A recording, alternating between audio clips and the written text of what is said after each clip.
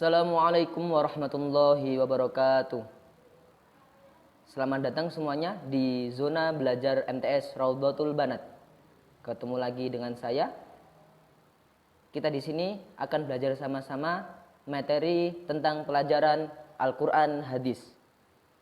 Nah, untuk kelas 8, materi yang pertama nanti yaitu tentang hukum bacaan mat dan macam-macamnya. Kemudian ada juga ketentuan rizki dari Allah Subhanahu wa taala. Nah, sebelum kita mulai, mari kita awali pelajaran pada pagi hari ini dengan membaca Ummul Quran. Semoga apa yang kita pelajari nanti bisa bermanfaat buat kita semuanya. Allahumma amin ya rabbal alamin. Al-Fatihah. A'udzubillahi minasyaitonir rajim. Bismillahirrahmanirrahim. Alhamdulillahirabbil alamin arrahmanir rahim maliki yaumiddin. Iyyaka na'budu wa iyyaka nasta'in ihdinas siratal mustaqim siratal ladzina an'amta 'alaihim ghairil maghdubi 'alaihim waladdallin. Selesai ya?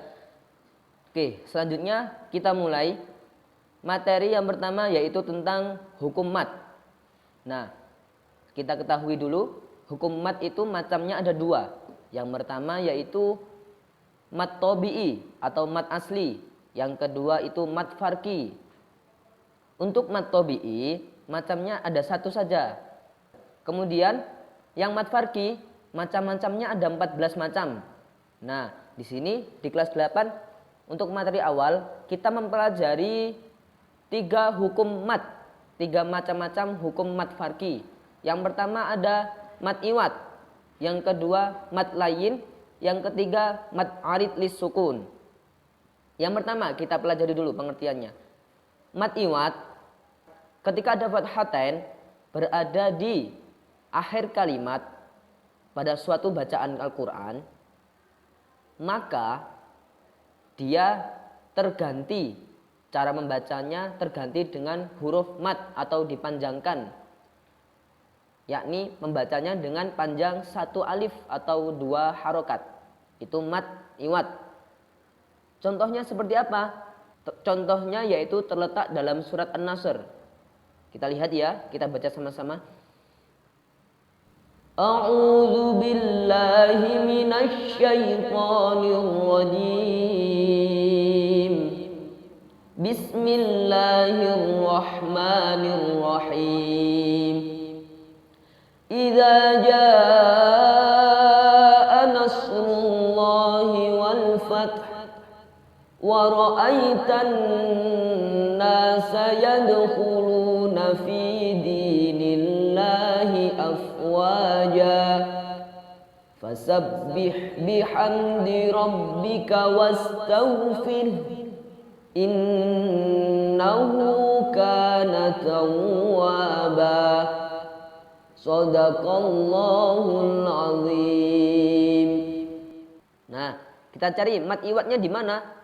Yaitu terletak di ayat kedua yang berbunyi wa ra'aitan nasa yadkhuluna fi dinillahi afwaja. Nah, afwaja itu mat iwat. Sama ayat yang terakhir dari surat An-Nasr. Innahu kana tawwaba. Nah, itu mat iwat. Kemudian yang selanjutnya yaitu mat layin. Mat layin yaitu ketika ada huruf mat yaitu wawu dan ya berharokat sukun yang terletak pada akhir kalimat. Contohnya seperti apa? Contohnya terletak pada surat Al-Quraisy. Berbunyi li'ilafi Quraisy. Nah, ketika mat layin atau huruf wawu atau ya tadi berharokat sukun di akhir kalimat, maka cara membacanya lunak. Cara membacanya lunak, layin artinya lunak. Jadi lunak dan dipanjangkan sepanjang 2, 4 atau 6 harokat atau 1, 2, 3 alif. Itu mat layin.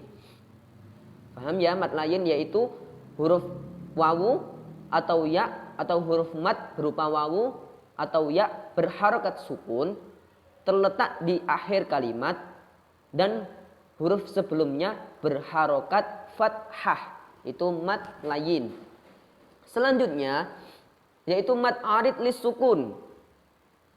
Mad arid lis sukun yaitu ketika adanya huruf mad tabi'i yang bertemu dengan huruf waqaf atau diwaqafkan, terletak otomatis di akhir kalimat. Contohnya yaitu terletak pada surat Al-Fatihah ayat yang kedua dan ketiga.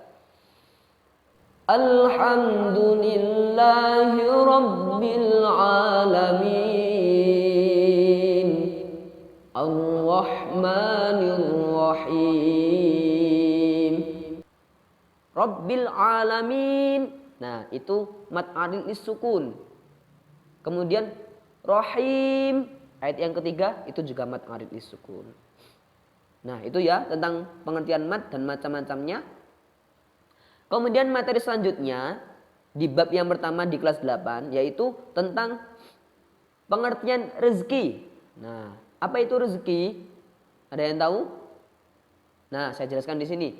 Rezeki yaitu sesuatu hal yang didapatkan oleh seorang makhluk atau makhluk yang berasal dari sang kholik, atau pemberian yang berasal dari kholik kepada makhluk atau Allah kepada hamba-hambanya, itu namanya rezeki. Kemudian tentang dalil rezeki yaitu terletak di dalam surat Ar-Rum ayat ke-40 yang berbunyi Bismillahirrahmanirrahim. Allahul ladzi khalaqakum tsumma razaqakum tsumma yumitukum tsumma yuhyikum. Hal min syurakaikum man yaf'alu min dzalikum min syai' subhanahu wa ta'ala amma yusyrikun.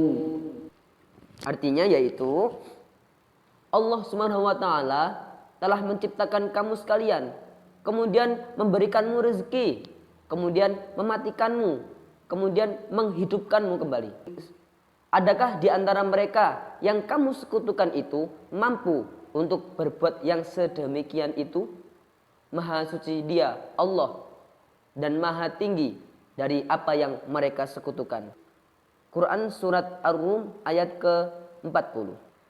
Nah, dari dalil Al-Quran di atas sangat jelas bahwasannya Allah yang telah menciptakan makhluk di muka bumi ini, di alam semesta ini. Kemudian Allah pun Allah yang memberikan rezeki.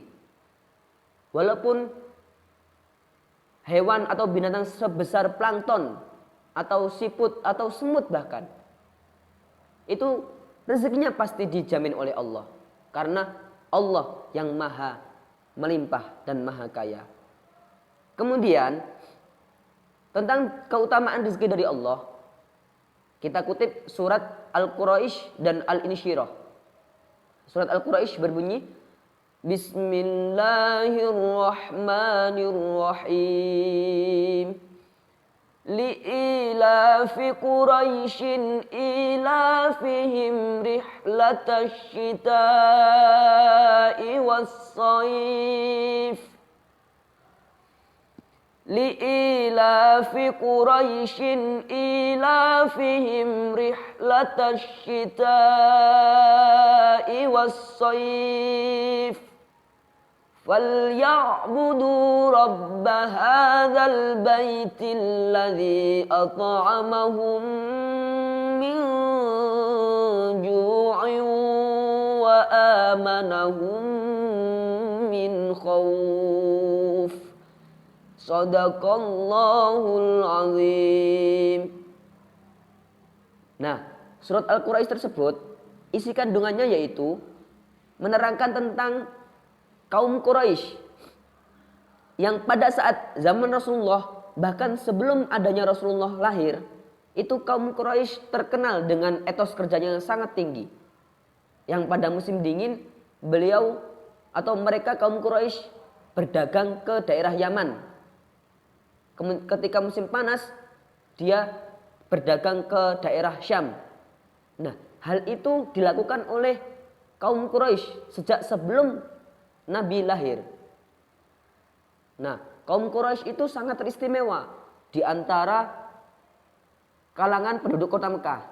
Jadi, makanya Rasulullah Shallallahu Alaihi Wasallam menjadi salah seorang keturunan dari kaum Quraisy yang paling disegani di kalangan Arab Saudi.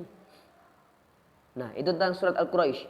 Kemudian ada lagi surat An-Insyirah tentang etos kerja atau mencari rezeki di jalan Allah.